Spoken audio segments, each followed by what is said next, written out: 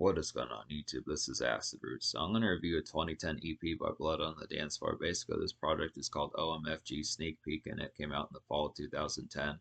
So the thing about this particular product is this is with the new band member Javon Monroe, who replaced Garrett Ecstasy, who left the band. Garrett Ecstasy left Blood on the Dance Floor in late 2009, early 2010, with the controversies that Davi had with the sexual assault and those type pitches from the sexual assault charges that Davi had throughout the year 2009, as far as that pitch count particularly went. But originally this album was going to be called OMFG, which Epic was originally going to be called OMFG. There's a number of EPs that kind of came out to promote that particular album. It was supposed to come out in 2009, but with all the controversies and band member switch ups and pitches like that, it didn't come out till 2010. Apparently, even weeks before Epic was supposed to come out, OMFG Sneak Peek was still going to be called OMFG, was still going to be the name of the album, but apparently it changed within like a few weeks of 2010, within a few weeks of the fall of 2010, as far as that pitch goes. But this is a classic EP here, definitely some excellent type stuff.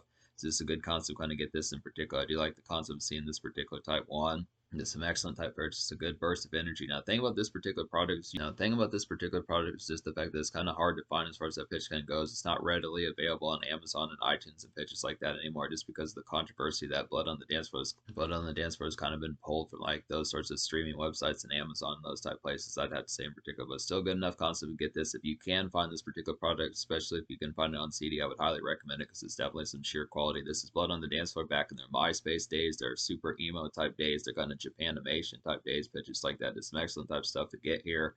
Really nice bona fide type stuff to kind of get just within that pitch. They have a pretty good cover of a Lil Wayne song on here. Lil Wayne's Knockout from his Rebirth album from early 2010s on here. They have some other good songs, pitches like that. Just what I say, just some excellent type stuff to kind of get.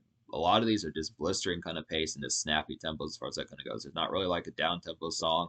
I kind of feel like Knockout somewhat is like a mid tempo type one in particular, but most of these are pretty eviscerating type ones just to kind of get this within a pretty sheer sense. That's an excellent concept. I'm just going to go ahead and say that this EP is going to get a 10 out of 10. Has the same name as the OMFG Sneak Peek from 2009, but it's just another good look at what the Epic album is going to be. It really makes me question what the OMFG original album is going to be like. Now, that if you go to Davi's website, you can actually find the OMFG album. He did kind of compile a bunch of EPs that he dropped in 2009 and 2010 to make this a particular product that you can purchase off of like his website, which is like dark fantasy or some dark art, something like that. That's the same particular. It's a pretty good concept. But yeah, Davi's still putting out music pitches like that, but Blood on the Dance Floor has not, no longer around. Javon has since left, pitches like that, I'd have to say. But we'll go ahead and talk about some of these songs in here. It's real brief, 4 songs on this particular EP. Just some great stuff.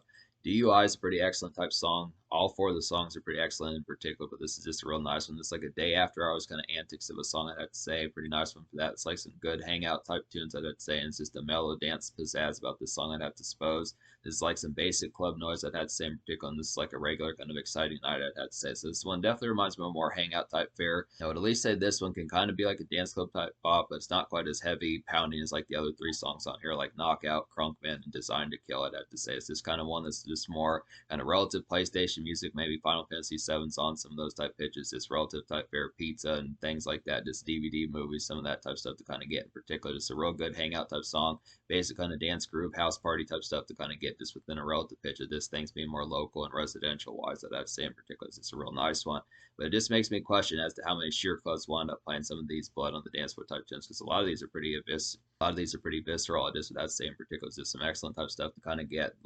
These are just interchangeable. These just kind of go out and about and back and forth as far as that kind of goes. Just the aspect of just getting so many of these. This whole EP is just sheer for that. Just really makes me wonder once again what the OMFG album would have been like in the original fashion, especially with those Jeffree Star songs, I'd have to say. But continuing the classic trend of Blood on the Dance Floor knockout cover songs, I'd have to say.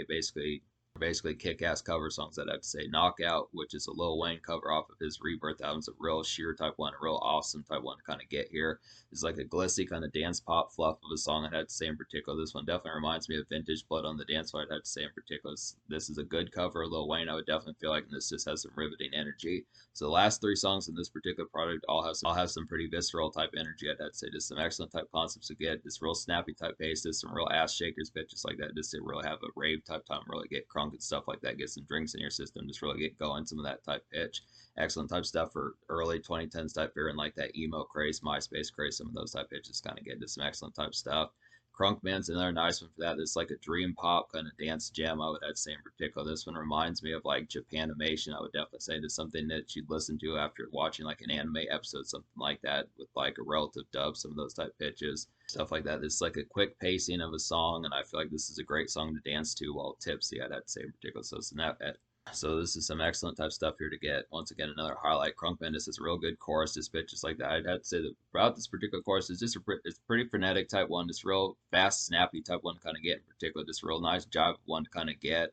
I feel like Knockout's pretty nice one too. Just all of these are pretty nice to kind of get here. They just have pretty just real snappy type ones. Designed to Kill is another highlighted one, obviously, with this EP getting a 10 out of 10. This is some good concepts kind of get here. It's like a similar frenetic, cranked up drive of a song, I'd have to say, to Crunkman. I would definitely feel like this one's pretty much damn similar to Crunkman, I'd have to say, just within the concept of it. This one's just a little bit less Japan-wise, I'd have to say, particularly a little less anime oriented, but still pretty nice frenetic type one to just get like a relative late 2000s kind of dance floor type stuff as far as that pitching goes. This is if you like EDM, mild EDM, pop rap type stuff, just within that relative pitch of something electronica, something that Jeffree Star and some of those type folks were doing, Cobra Starship, some of those type folks. This is just a good one to kind of get stuff like that. I have to say that, but this is a real original factor. There weren't terribly many tons of folks doing like what Blood on the Dance Floor was doing in like 2009, 2010, 2011. So some good pitches there. This is a thrilling dance tune. I definitely have to say this is a pretty stock highlight. So this is definitely some excellent type stuff to get here in particular. Just some real good pitches.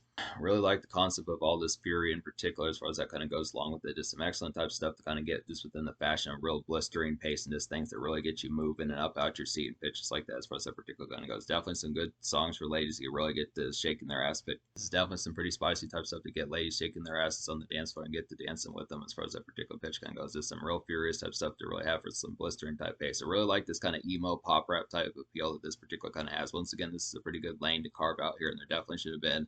I pretty much would have definitely think I could have stood to have seen a few clones of Blood on the Dance Floor. Like when you think of all the Eminem clones and Marilyn Manson clones and folks like that that were kind of out and about back in those days, I can't think of an overt kind of amount of like Blood on the Dance Floor clones as far as that pitch kind of particularly went, which they definitely probably could have used a few because this is definitely pretty clever stuff to kind of get here just with all these particular emo pop type tunes to kind of get for the dance floor.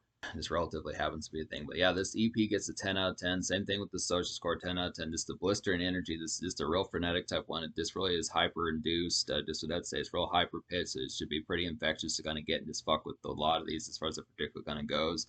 I think the Knockout Lil Wayne cover is a pretty nice one as well, just within that relative pitch, just to get some of that frenetic tightness just to really have. All these are just some good. I mean, they're hangout type fare, dance club type fare, just pitches like that. Where whether it's a house party or it's out and about, just at a dance floor, pitches like that, where it's going to be some disco lights and pitches like that. Just overall sheer just blistering heat and just things like that. As far as that kind of goes, it's some good concepts. So this would have to say it's a real great thing to kind of get this particular product. It's just too bad it's not more readily available, I would have to say. But I would just recommend picking up like the OMFG album that Dobby dropped recently on his website. It's green, I would have to say. So it's green, I would have to say. So it's a pretty clever pitch to kind of get that. So it's an excellent, definite concept to kind of get that one. But I just would look after this is, yeah, once again, this is a classic here. Just the concept of it, just a preview to what OMFG or Epic would wind up being. I kind of wish that I would really love to know some of those songs that they worked on back in 2010, some of that type of stuff. But I do feel like a lot of these were just kind of tastes of that particular atmosphere. So I just would have to say, if this is an OMFG sneak peek, these are probably some songs that are going to be on there as far as that particular kind of goes. I think they're probably floating around on YouTube if you really are desperate to kind of look for some of those as far as that kind of happens with it. But it's just kind of the concept. There's some excellent type stuff here. In terms of the future, like Dobby Vanity's still putting out music with like the most vivid nightmares as far as the pitch kind of goes. He's dropped a couple albums on that particular brand name, I'd have to say, at least one in 2022 and possibly 2023. So he has some albums. I think they're digital. You might be able to buy them on CD off his website, something like that, I'd have to say. But it's this kind of concept that there's still more Blood on the Dance Floor to review. I'm definitely going to get to Scissors and other albums like that soon enough as far as that particular kind of goes. But we'll definitely get to some more of these. But this is a classic. I would recommend seeking it out and just being able to fuck with some projects like this, because this is pretty sure this is definitely inspired Blood on the Dance Floor. And it's definitely some rave type stuff to kind of go out to the dance club and have a carnivorous ass time, I'd have to say.